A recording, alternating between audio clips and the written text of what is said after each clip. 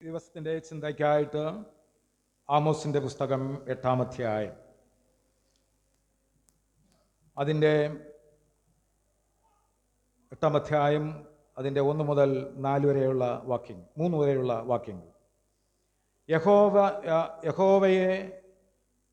യഹോവയായ കർത്താവ് എനിക്ക് ഒരു കുട്ട പഴുത്ത പഴം കാണിച്ചു തന്നു. ആമോസേ, നീ എന്ത് കാണുന്നു എന്ന് അവൻ ചോദിച്ചതിന്, ഒരു കുട്ട പഴുത്ത പഴം എന്ന് ഞാൻ പറഞ്ഞു. യഹോവ എന്നോട് അരുളി ചെയ്തത്, എൻ്റെ ജനമായ ഇസ്രായേലിന് പഴുപ്പ് വന്നിരിക്കുന്നു, ഞാൻ ഇനി അവരെ ശിക്ഷിക്കാതെ വിടുകയില്ല. അന്നാളിൽ മന്ദിരത്തിലെ ഗീതങ്ങൾ മുറവിളിയാകും എന്ന് യഹോവയായ കർത്താവിൻ്റെ അരുളപ്പാട്.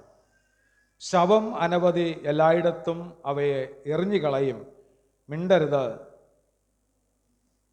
ഈ തിരുവചന സത്യങ്ങളാൽ ദൈവം നമ്മെ അനുഗ്രഹിക്കുമാറാകട്ടെ.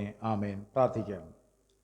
സർവശക്തനായ നല്ല ദൈവമേ, പ്രിയ കർത്താവേ, അനുഗ്രഹമേറിയ ഈ നല്ല ദിവസത്തിൻ്റെ അതിരാവിലെ സമയം ദൈവത്തെ സ്തുതിപ്പാനും മഹത്വപ്പെടുത്തുവാനും ഒരവസരം കൂടെ ഞങ്ങൾക്ക് അവസരം നൽകി.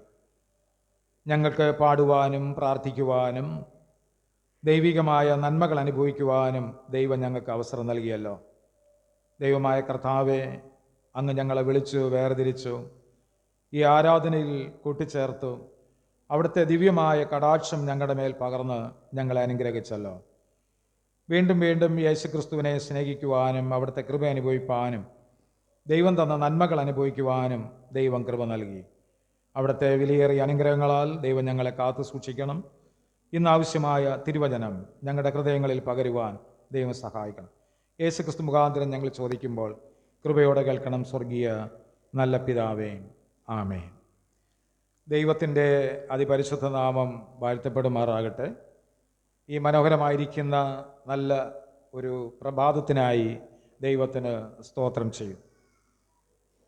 പ്രത്യേകിച്ച് ഈ ആമോസിൻ്റെ പുസ്തകം രേഖപ്പെടുത്തുമ്പോൾ ബൈബിൾ പറഞ്ഞിരിക്കുന്നത്, അത് പ്രത്യേകിച്ച് അതിൻ്റെ 7-ാമത്തെ വാക്യത്തിലേക്ക് വരുമ്പോൾ പറഞ്ഞിരിക്കുന്നത്, ഞാൻ അവരുടെ പ്രവൃത്തികളിൽ യാതൊന്നും ഒരു നാളും മറക്കുകയില്ല എന്ന് യഹോവ യാക്കോബിൻ്റെ മഹിമയെ ചൊല്ലി സത്യം ചെയ്തിരിക്കുന്നു എന്നാണ്.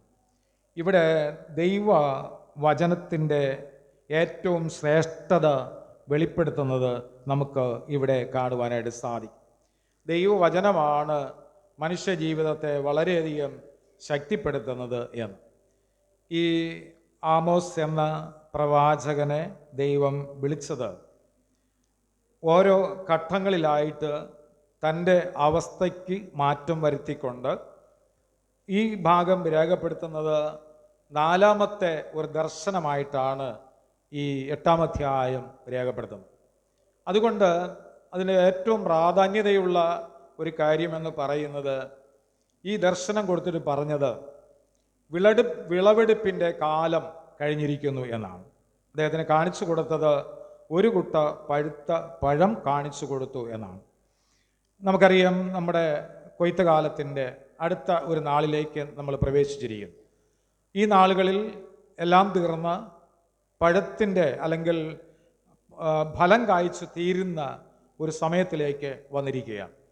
മനുഷ്യ ജീവിതത്തോട് പറയുന്നത് പലപ്പോഴും ഇങ്ങനെയുള്ള ഫലം കായ്ച്ച് തീർന്ന ഒരവസ്ഥയായിട്ട്, ഇല കൊഴിഞ്ഞ അല്ലെങ്കിൽ വളരെ ശുഷ്കിച്ച് നിൽക്കുന്ന ഈ അവസ്ഥയിൽ നിന്ന് ഒരു മാറ്റം വരണം എന്നുള്ളത് നല്ല ഒരു തീരുമാനമാണ്.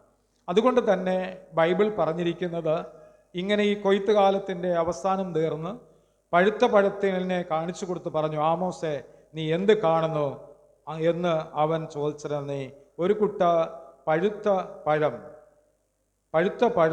എന്ന് ഞാൻ പറഞ്ഞു. അപ്പോൾ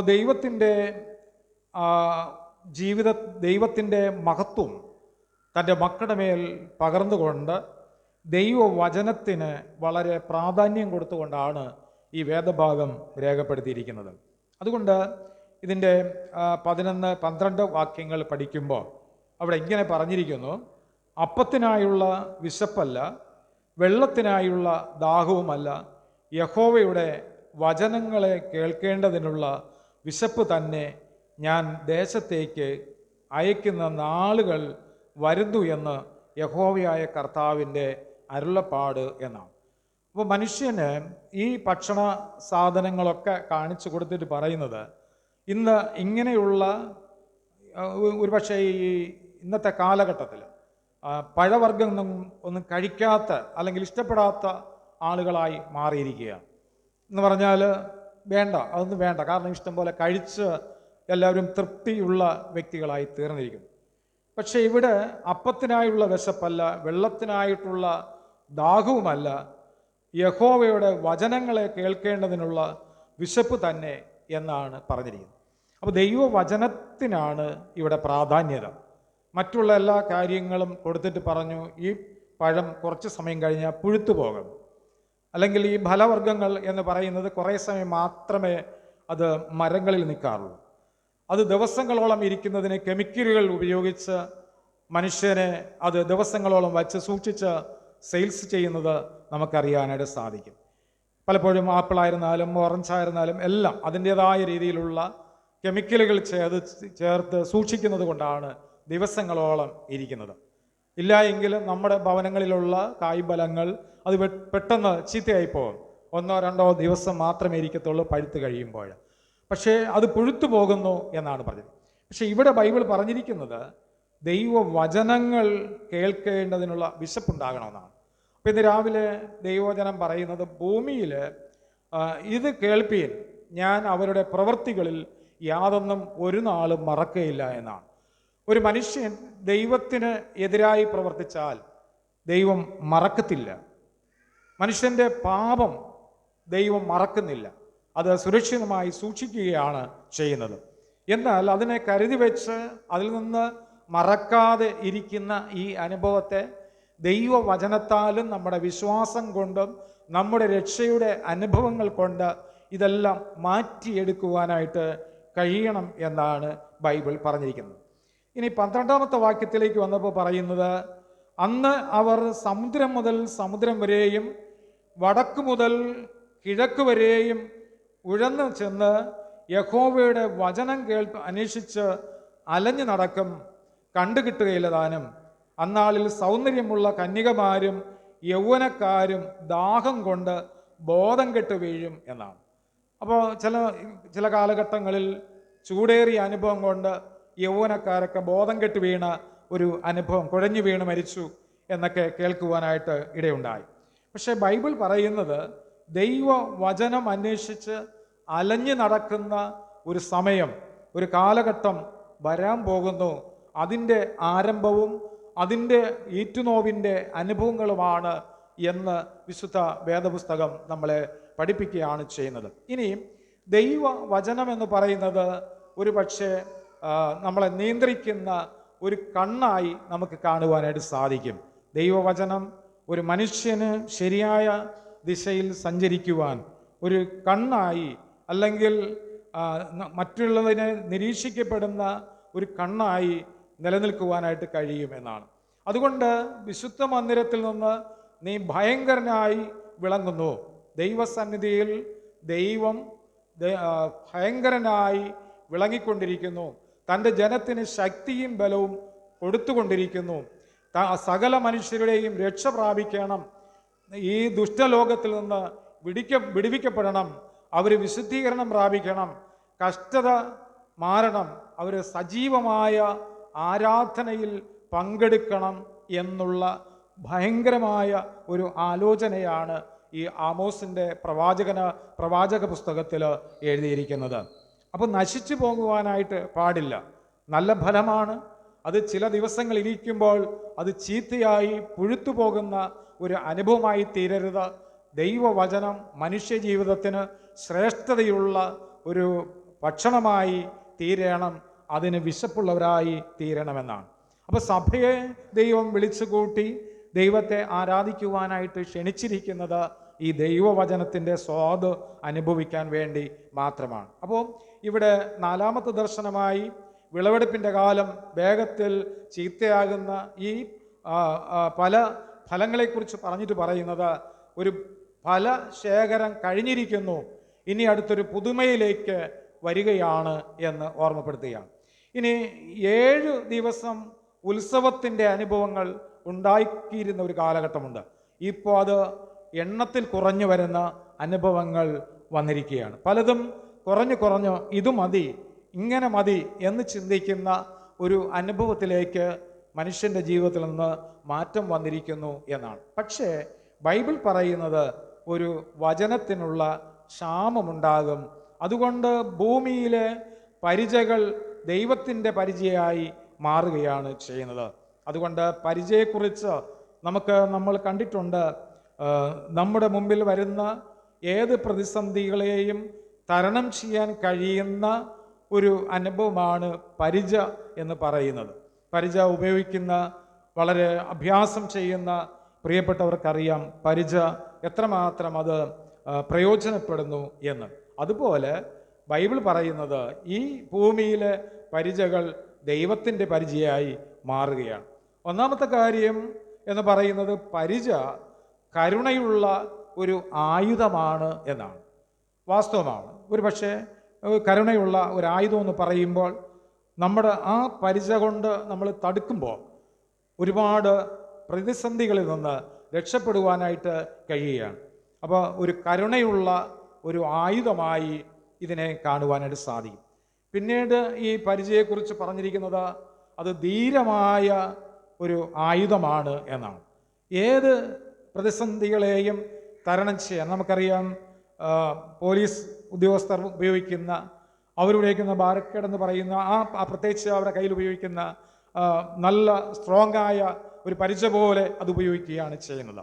എന്നാൽ പഴയ കാലഘട്ടത്തിൽ ഉപയോഗിച്ചിരുന്ന റൗണ്ടിലുള്ള ചെറിയ ഒരു കൈപിടി മാത്രമാണ്. അത് വാളുകൾ ഉപയോഗിക്കുമ്പോൾ അത് ഉപയോഗിക്കുന്ന ഒരു കാര്യമാണ്. പക്ഷേ മറ്റുള്ളത് ഏത് അടികളെയും അത് വളരെ സുരക്ഷിതമായി മുമ്പിൽ വരുന്നത് കാണാനും ചെറുക്കാൻ കഴിയുന്ന രീതിയിലാണ് ഇപ്പോൾ ക്രമീകരിച്ചിരിക്കുന്നത്. നേരത്തെ അങ്ങനെയല്ല, വരുന്നതിനനുസരിച്ചുള്ള കൈമാറ്റമാണ്. അതൊന്ന് തെറ്റിക്കഴിഞ്ഞാൽ ആ കരുണയുടെ അനുഭവം നഷ്ടപ്പെടുകയാണ്, അപകടം ആ ജീവിതത്തിലുണ്ടാകും. പക്ഷേ ഇവിടെ ബൈബിൾ പറഞ്ഞത് പരിച കരുണയുള്ള ഒരു ആയുധമാണ്, പരിച ധീരമായ ഒരു ആയുധമാണ്. അതുകൊണ്ട് ഏത് അടിയും അത് സഹിക്കുകയാണ് ചെയ്യുന്നത്. അപ്പോൾ തിരുവചനം മനുഷ്യ ജീവിതത്തിൽ വരാമായിരുന്ന ആപത്തുകളിൽ നിന്ന്, പ്രയാസങ്ങളിൽ നിന്ന്, കഷ്ടതകളിൽ നിന്ന് അതിജീവിച്ച് കൊണ്ടുവരുവാൻ വചനമാകുന്ന പരിച നമുക്ക് കരുണയോടുകൂടെ നമ്മുടെ മുമ്പിൽ നിൽക്കുന്നു എന്നുള്ളതാണ്. അപ്പോൾ ദൈവത്തെ ആരാധിക്കുന്ന ഓരോ മക്കളോടും പറയുന്നത് ഇതാണ്, അവരുടെ പ്രവൃത്തികളിൽ യാതൊന്നും ഒരു നാളും മറക്കുകയില്ല എന്നാണ്. അപ്പോൾ നമ്മൾ എത്രമാത്രം ദൈവത്തെ ആരാധിക്കുന്നുവോ അതിൻ്റെ നന്മയും അനുഗ്രഹവും തലമുറകളിൽ അത് പരിചയമായിട്ട് തന്നെ നിൽക്കും എന്നുള്ളത് വളരെ വ്യക്തമായി അവിടെ ഓർമ്മപ്പെടുത്തുകയാണ് ചെയ്യുന്നത്. മൂന്നാമതായിട്ട് പറയുന്നത് പരിച ഒരു ശക്തമായ ഒരു ആയുധമാണ്. അത് വാളിനെയും ചാട്ടുളി കൊണ്ടുള്ള ഏറിനെയൊക്കെയും അത് തടഞ്ഞു നിർത്തി വളരെ ശക്തമായി അത് പ്രയോജനപ്പെടുത്തുന്നു എന്നുള്ളതാണ്. അത് ദൈവവചനത്തിലേക്ക് വരുമ്പോൾ പറയുന്നത് ദൈവശക്തി നൽകുന്നു, സന്തോഷം നമ്മുടെ ബലമായിരിക്കുന്നു. ഈ ശക്തി ദരിദ്രന് ഒരു കോട്ടയായി, നമ്മുടെ സമാധാനവും നമുക്ക് അഭയസ്ഥാനവുമായി അത് മാറുകയാണ് ചെയ്യുന്നത്. അപ്പം ഒരു ക്രിസ്തീയ പൈതലിൻ്റെ ജീവിതത്തിൽ ദൈവവചനം ഒരു പരിചയമായി മനുഷ്യൻ്റെ ജീവിതത്തിൽ നിൽക്കുകയാണ്. അപ്പോൾ നമ്മുടെ ജീവിതത്തിൽ ഒരുപാട് അനുഭവങ്ങളും പ്രയാസങ്ങളും കഷ്ടപ്പാടുകളും കണ്ണുനീരിൻ്റെ അനുഭവങ്ങളും വന്നുഭവിക്കാറുണ്ട്. പക്ഷേ ആ സ്ഥാനത്ത് ദൈവത്തിൻ്റെ വചനം പറയുന്നത് ഒരു പരിച പോലെ നമുക്ക് നിൽക്കുന്നത്. നമ്മൾ പ്രാർത്ഥിക്കുമ്പോൾ ദൈവവചനത്താൽ നമ്മൾ പ്രാർത്ഥിക്കുമ്പോൾ, ദൈവവചനം ഉരുവിട്ടുകൊണ്ട് പ്രാർത്ഥിക്കുമ്പോൾ അത് പരിചയമായി നമ്മുടെ ജീവിതത്തെ, നമ്മുടെ കുടുംബങ്ങളെ, നമ്മളെ മക്കളെ സുരക്ഷിതമായി കാക്കുന്നത് അത് കാണുവാനായിട്ട് സാധിക്കും. അതുകൊണ്ട് ഈ പരിച എന്ന് പറയുന്നത് ശക്തമായ ഒരു ആയുധമാണ് എന്ന്. അപ്പോൾ ദൈവവചനം മനുഷ്യ ജീവിതത്തിന് ഒരു പരിചയമായി നിലകൊള്ളുമ്പോൾ ഇവിടെ ആമോസ് പ്രവാചകൻ പറഞ്ഞത് അത് തന്നെയാണ്. ഈ വചനത്തിന് വേണ്ടി കുറേ നാൾ നിങ്ങൾ അന്വേഷിക്കേണ്ടി വരും. ഇപ്പോൾ നമുക്കത് വേണ്ട എന്ന് ചിന്തിക്കും, ഇപ്പോൾ താല്പര്യമില്ല, ഇഷ്ടമില്ല എന്ന് ചിന്തിക്കും. പക്ഷേ ഈ ഒരു ചെറിയ പരിച നിങ്ങളുടെ ജീവിതത്തിന് ആവശ്യമാണ്. നമുക്കറിയാം, ഒരു യുദ്ധം നടക്കുമ്പോൾ നമ്മൾ കൊണ്ടുവച്ച ആയുധം കണ്ടില്ല എങ്കിൽ അത് നമുക്ക് പ്രയാസമാണ്. വളരെ സുരക്ഷിതമായി വച്ചിരിക്കുന്ന സാധനങ്ങൾ നഷ്ടപ്പെട്ടു പോയാൽ പിന്നെ അത് അന്വേഷിച്ച് നടക്കും. അതുപോലെ ആയിത്തീരും ദൈവവചനം. ഇപ്പോൾ നമ്മുടെ മുമ്പിലുണ്ട്. ഇത് നമുക്ക് വായിക്കാനും പഠിക്കാനും ദൈവത്തെ ആരാധിക്കുവാനും ദൈവം സമയം തന്നിട്ടുണ്ട്. പക്ഷേ ഇത് നമ്മുടെ ജീവിതകാലം മുഴുവനും ഒരു തലമുറയ്ക്ക് മാത്രമല്ല, വരുന്ന ഏതെല്ലാം തലമുറകളുണ്ടോ ആ തലമുറകൾക്കൊക്കെ ഇത് പരിചയമായി നിലനിൽക്കുക തന്നെ ചെയ്യും. അതുകൊണ്ട് ദൈവവചനം വളരെ ശക്തമാണ്. അതുകൊണ്ട് വാളിനെയും ചാട്ടുളി കൊണ്ടുള്ള ഏറിനെയും ശക്തമായി തടുക്കുവാൻ ഇതിന് കഴിയും എന്നാണ് പറഞ്ഞിരിക്കുന്നത്. പിന്നീട് ഈ പരിചയെക്കുറിച്ച് പറഞ്ഞിരിക്കുന്നത് പരിചയം നിയന്ത്രിക്കുന്ന ഒരു കണ്ണുണ്ടായിരിക്കണം എന്നാണ്, അല്ലേ? ഈ പരിചയം എടുത്ത് ഉപയോഗിക്കുമ്പോൾ അത് ഉപയോഗിക്കുന്ന ആളിന് ഒരു കാഴ്ച ഉണ്ടായിരിക്കണം. കാഴ്ചയില്ലാത്തൊരു മനുഷ്യന് ഈ പരിചയം എടുത്ത് ഉപയോഗിക്കുവാനായിട്ട് ഒരിക്കലും സാധിക്കത്തില്ല. അത് കാഴ്ചയുള്ളവന് മാത്രമേ സാധിക്കത്തുള്ളൂ. അതുകൊണ്ട് ആ വ്യക്തിക്ക് ഒരു ആത്മീകമായ ഒരു കണ്ണുണ്ടായിരിക്കണം. അത് വളരെ പ്രകാശമുള്ളതായി തീരും. എന്ന് പറഞ്ഞാൽ ദൈവവചനം പറയുന്നു കാലിന് ദൈവവും പാതയ്ക്ക് പ്രകാശവുമായി തീരുന്ന ഒന്നാണ്. അതുകൊണ്ട് അവിടെ ഈ കണ്ണുണ്ടായിരിക്കണം. ഈ ഭൂമിയിൽ ദൈവം നമ്മെ ഓരോരുത്തരെയും ഓരോ പരിചയമായി നിർത്തുമ്പോഴും നമുക്ക് അതിനെക്കുറിച്ചുള്ള ശ്രദ്ധയും ഒരുക്കവും നമ്മുടെ ജീവിതത്തിൽ ഉണ്ടാകണം എന്നാണ്. അങ്ങനെയാണെങ്കിൽ പ്രിയമുള്ളവരെ, എത്രമാത്രം നമ്മൾ ഈ വചനത്തിലൂടെ നമ്മൾ മുമ്പോട്ട് പോകുന്നു എന്നുള്ളത് വളരെ ശ്രദ്ധിക്കപ്പെടേണ്ട ഒരു ഭാഗമാണ്. ഇവിടെ ആവർത്തന പുസ്തകം 33-ാം അധ്യായത്തിലേക്ക് വരുമ്പോൾ അവിടെ ഒരു പ്രധാനപ്പെട്ട ഒരു കാര്യം ഓർമ്മപ്പെടുത്തുന്നത്, ആവർത്തന പുസ്തകം 33-ന്റെ 26 മുതൽ 29 വരെയുള്ള വാക്യം വായിക്കുമ്പോൾ അത് വളരെ അനുഗ്രഹീതമായ ഒരു അനുഭവമായിട്ട് നമുക്കത് കാണുവാനായിട്ട് സാധിക്കും.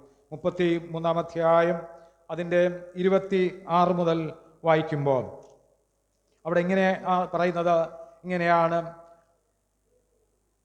യെശൂരിൻ്റെ ദൈവത്തെ പോലെ ഒരുത്തനുമില്ല, നിന്റെ സഹായത്തിനായി അവൻ ആകാശത്തൂടെ തൻ്റെ മഹിമയിൽ മേഘാരൂഢനായി വരും. 27-ാമത്തെ വാക്യം പറയുന്നത്, പുരാതനനായ ദൈവം നിന്റെ സങ്കേതം, കീഴെ ശാശ്വത ഭുജങ്ങളുണ്ട്. അവൻ ശത്രുവിനെ നിന്റെ മുമ്പിൽ നിന്ന് നീക്കിക്കളഞ്ഞ് സംഹരിക്കുക എന്ന് കൽപ്പിച്ചിരിക്കുന്നു. ധാന്യവും വീഞ്ഞുമുള്ള ദേശത്ത് ഇസ്രായേൽ നിർഭയമായും യാക്കോബിൻ ഉറവ തനിച്ചും വസിക്കുന്നു. ആകാശം അവന് മഞ്ഞു പൊഴിക്കുന്നു. എന്നിട്ട് 29-ാമത്തെ വാക്യം പറയുന്നത് ഇപ്രകാരമാണ്: ഇസ്രായേലെ, നീ ഭാഗ്യവാൻ, നിനക്ക് തുല്യൻ ആർ? യഹോവയാൽ രക്ഷിക്കപ്പെട്ട ജനമേ, അവൻ നിന്റെ സഹായത്തിൻ പരിചയും നിന്റെ മഹിമയുടെ വാളും ആകുന്നു. നിന്റെ ശത്രുക്കൾ നിന്നോട് അനുസരണം നടിക്കും, നീ അവരുടെ ഉന്നതങ്ങളിൽ മേൽ നടകൊള്ളും എന്നാണ്. ഏറ്റവും ശ്രേഷ്ഠമായ ഒരു കാര്യമാണ് ഇസ്രായേലിനോട് പറയുന്നത്. നീ ഭാഗ്യവാനായിത്തീരുന്നു. കാരണം ദൈവവചനത്തിൽ നീ ആശ്രയം വയ്ക്കുമ്പോൾ അതിന് തുല്യനായി